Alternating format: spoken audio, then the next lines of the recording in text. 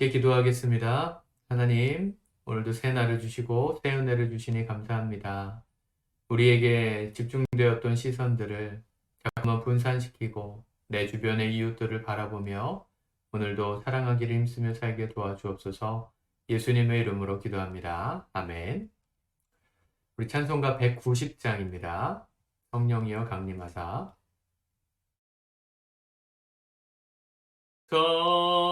성령이여 강림하사 나를 감하시고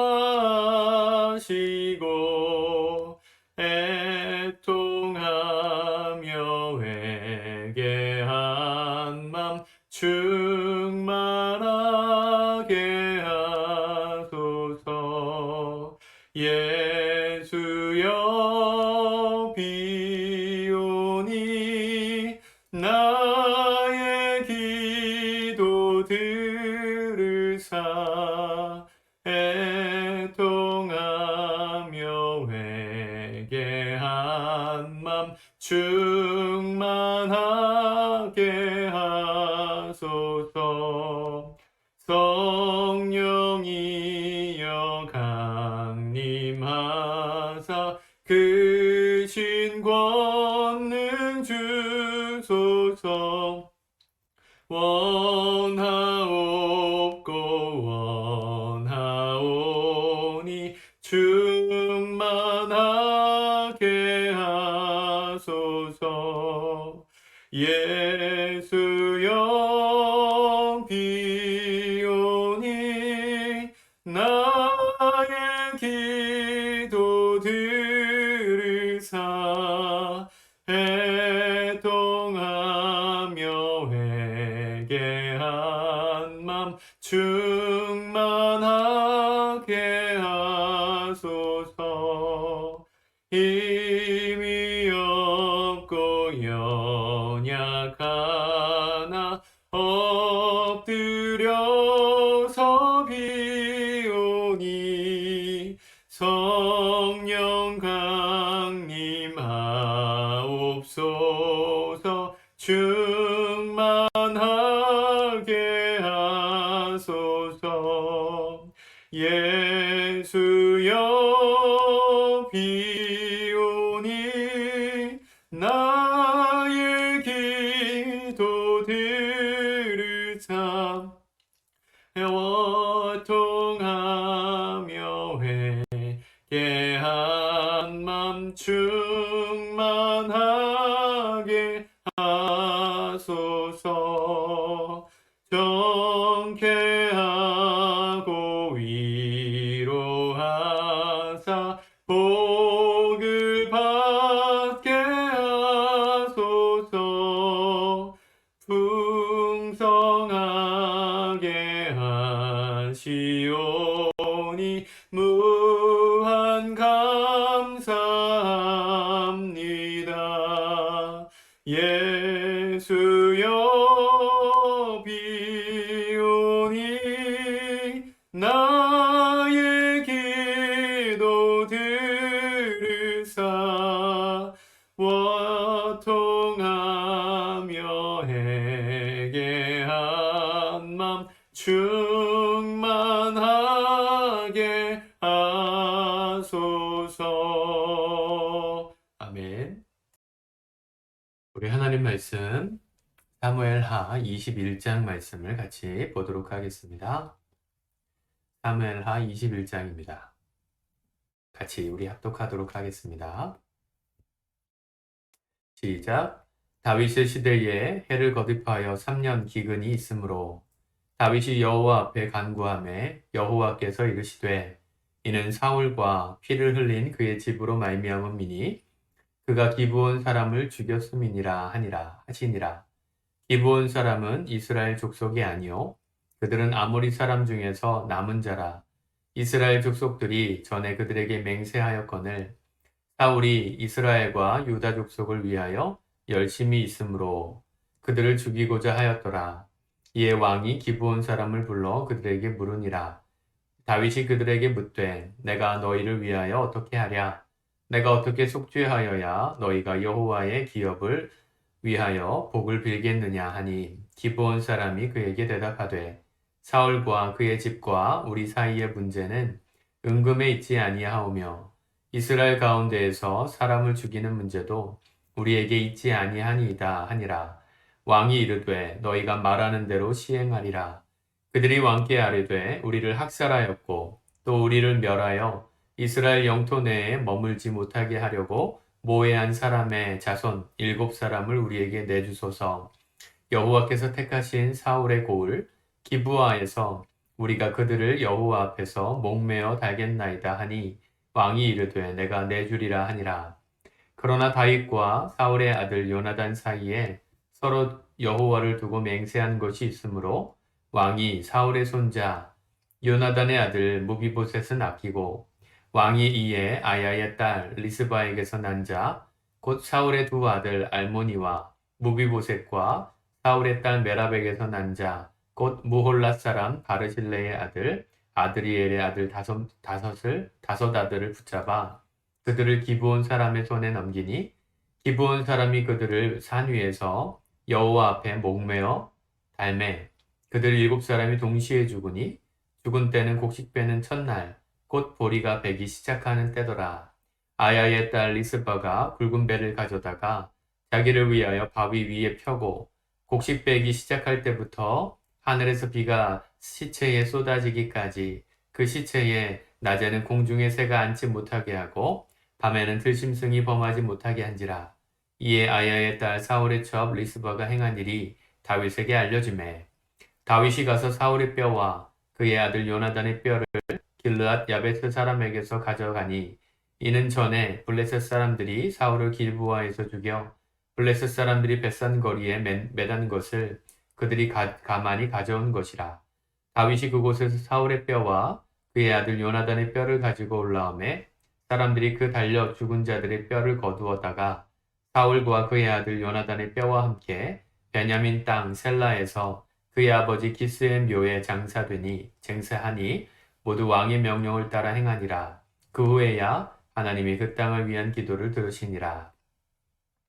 블레셋 사람이 다시 이스라엘을 치거늘 다윗이 그의 부하들과 함께 내려가서 블레셋 사람과 싸우더니 다윗이 피곤함에 거인족의 아들 중에 무게가 300세겔 되는 노창을 들고 세 칼을 찬 이스비브노비 다윗을 죽이려 하므로 스루야의 아들 아비사가 다윗을 도와 그 블레셋 사람들을 쳐 죽이니 그때에 다윗의 추종자들이 그에게 맹세하여 이르되 왕은 다시 우리와 함께 전장에 나가지 마옵소서.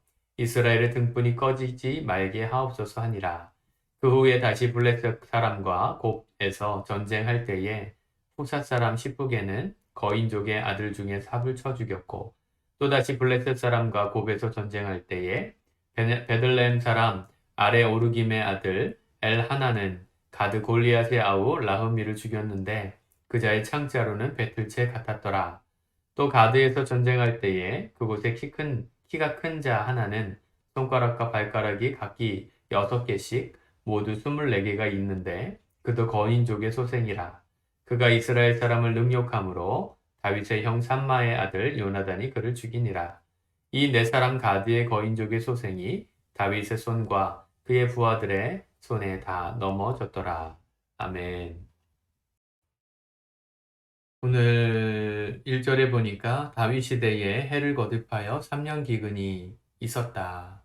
이유를 하나님 앞에 기도하면서 하나님께서 응답하시기를 이 사울과 피를 흘린 그의 집으로 말미암아 그가 기브온 사람을 죽였음이니라 그랬습니다. 2절에 보니까 이 기브온 사람들이 누군지를 설명해 주죠. 이 아모리 족속 중에 남은 자들이었다. 원래 여호수아가 가나안 정복 전쟁을 시작했을 때 여호수아와 함께 각 성들을 가나안 족속들을 정복해 가는 가운데 이 여호수아 9장에 보면 기브온 사람들이 이 위장을 하고 여호수아를 찾아옵니다. 허름한 옷을 입고 아주 가난한 행색을 하고 와가지고 우리와 화친합시다. 우리는 전쟁할 힘이 없는 부족입니다. 이렇게 속이고 이 여호수아와 함께 이스라엘 사람들 치지 않겠다 이런 화친을 맺어요. 나중에 그들의 속임수가 발각되고 난 다음에 죽이진 않겠지만 이스라엘 백성들이 이 가나안 땅에 정착하게 된 후에 이스라엘 사람들을 섬기는 종처럼 노예로서 살아라. 이렇게 했었던 민족이 기브온 사람들이죠. 우리 기억나십니까? 근데 그들을 사울 시대에 이렇게 점령하는 일이 있었어요. 이 사울이 보면 2절에 보면 사울이 이스라엘과 유다 족속을 위하여 열심히 있어서 그들을 죽이고자 해서 그 사람들을 이렇게 죽였던 피가 흘렸던 일이 있었다는 겁니다. 그래서 다윗 왕이 이 문제의 원인을 해결하기 위해서 기브온 사람들을 부르죠. 어떻게 하면 이 저주가 풀리겠느냐? 이 기브온 사람들이 사울 집안에 있는 사람들의 7명을 데려다가 피를 흘려야 되겠습니다. 하고 이제 다윗이 이 사울 집안에 있는 남자 7명을 추려서 그들에게 바치는 뭐 이런 장면들이 쭉 나옵니다. 참 지금 시대로 따지면 알 수 없는 행동들이고 좀 미신적이다 이렇게 생각할 수도 있는 것들이죠. 기브온 사람들이 뭐 7명 이런 것 7명의 숫자는 사실은 완전수이기도 합니다. 그래서 그 고대 근동에서 7명이 7이다 그러면 뭐 모든 것이 완성되는 숫자이기도 했습니다. 하나님이 천지를 7일 동안 창조하셨죠. 완성되었습니다. 7이란 숫자는 완전한 것을 상징하는데 완전히 피의 속죄를 이루기 위한 7명의 사람들을 바쳐라. 그 사람들을 다 죽이는 것이 다윗에겐 사실은 고민스러웠던 일이겠죠. 자신이 친구 요나단과 더불어서 약속했잖아요. 이 요나단의 가문의 자녀들을 내가 보호해주마. 근데 어쩔 수 없이 돌고 돌아서 이 사울의 첩들 또 딸들 그러니까 뭐 굳이 말하면 외가 쪽 이쪽 식구들의 먼 친척들의 아들들을 7명을 추려서 목을 매달아 죽이게 합니다. 그 시신을 다윗이 다 거두어 가지고 이 사울의 뼈와 요나단의 뼈를 함께 이 아버지 기스 땅에 와가지고 아버지의 묘에 함께 묻는 장면이 있죠. 이 사실은 참 쉽지 않은 장면입니다. 왜냐하면 전임 왕이고 자신을 평생 죽이려고 했었던 왕들이고 왕이었고 그런 가문의 사람들을 후대에 뭐 힘이 없는 왕도 아니고요. 이스라엘의 전성기를 이끌었던 다윗이 수습하고 있다는 것만으로도 참 이 다윗의 인품이 얼마나 놀라운가 알 수 있습니다. 원수까지도 정말 사랑하는 마음으로 이 사울 가문의 이 희생당한 사람들을 잘 장사를 치러주는 것이죠. 그리고 나서 그 모든 기근이 끝났어요. 24절에 보니까 그 후에야 하나님이 그 땅을 위한 기도를 들으시니라. 뭐 이걸 뭐 글자 그대로 우리 삶에 적용하기는 좀 쉽지 않을 수도 있지만 뭘 배울 수 있습니까? 이 사건 이후에 이 블레셋과의 전투가 여러 번 있었는데 다 이기죠. 상대는 거인족들이 나왔다고 했습니다. 골리앗의 동생도 등장하죠. 이 사람들을 다 다윗의 이 장수들이 다 물리쳤다는 이야기가 나오죠. 인생에서 승리했다는 얘기입니다. 뭘 알 수 있을까요? 여러분, 우리 인생 가운데 이렇게 원한을 사는 일들이 있을 수도 있습니다. 내가 원한을 사서 내가 그 대가를 치르며 사는 사람들도 있죠. 때로는 다윗처럼 자신이 행한 일이 아닌데 책임자로 있기 때문에 감당해야 될 어떤 감당할 대가들이 주어지기도 합니다. 사울이 지금 문제를 그르친 건데 이 다윗이 수습하잖아요. 우리 인생 가운데 이런 일들을 얼마나 많이 겪습니까? 가정 안에서도 자녀가 사고 친 건데 부모가 책임져야 되잖아요. 남편이 사고 친 건데 우리 아내들이 책임집니다. 뭐 그런 일들을 우리가 당할 때 참 억울하다. 내 인생 참 고달프다. 뭐 이런 생각이 들죠. 그런데 다윗은 그런 생각하지 않았습니다. 그런 생각이 들었다 한들 표현하지 않았습니다. 오히려 본인이 할 수 있는 최선의 역할들을 찾아서 했습니다. 함께 감당하고 함께 어깨동무하는 다윗이었기 때문에 하나님은 다윗의 인생을 축복하지 않으실 수 없었습니다. 여러분, 우리 인생 가운데 막힌 담들과 어떤 관계들과 어떤 상황들과 물질적인 채무와 뭐 여러 가지들로 지금 꼬여있는 문제들이 있으신가요? 막힌 것 같은 담들이 있으십니까? 반드시 풀어가셔야 합니다. 빚을 진 것이 있다면 풀어가셔야 돼요. 변제하셔야 돼요. 그게 오래 걸리더라도 갚아가셔야 합니다. 그래서 내 삶에 막혀있는 것들은 그냥 단순히 뭐 물질이 막히고 관계가 막히고 이래서 끝나는 게 아니고요. 하나님께서 우리 삶에 축복하신 축복의 통로가 막히기도 한다는 것이죠. 우리가 마음껏 하나님 앞에 기도해야 하는데 기도하려고 눈만 감으면 자꾸만 그 생각이 난단 말이죠. 우리를 힘들게 하는 상황들과 환경들이 생각난단 말이죠. 그럼 우리 인생이 행복할 수 없고요. 하나님의 축복이 우리 삶 가운데 온전히 임할 수 없습니다. 우리의 삶에 막힌 이 채무와 대가들을 내가 비록 저지른 잘못이 아닐지라도 내가 감당해야 하는 어떤 역할을 해야 되는 위치에 있다면 성실하게 해 가십시오. 그것이 잘 해결되고 변제될 때 하나님의 축복의 길이 다시금 열리게 된다는 것입니다. 인생의 승리는 그때부터 시작되는 겁니다. 언제나 하루하루가 중요하죠. 오늘 심는 열매를 나중에 거두는 겁니다. 지금 내가 먹고 살 게 없어요? 거두는 열매가 없는 것 같으세요? 이유는 과거에 심지 않았기 때문입니다. 과거에 심었는데 아직 먹은 게 없어요? 그럼 더 기다리라는 하나님의 응답이겠죠?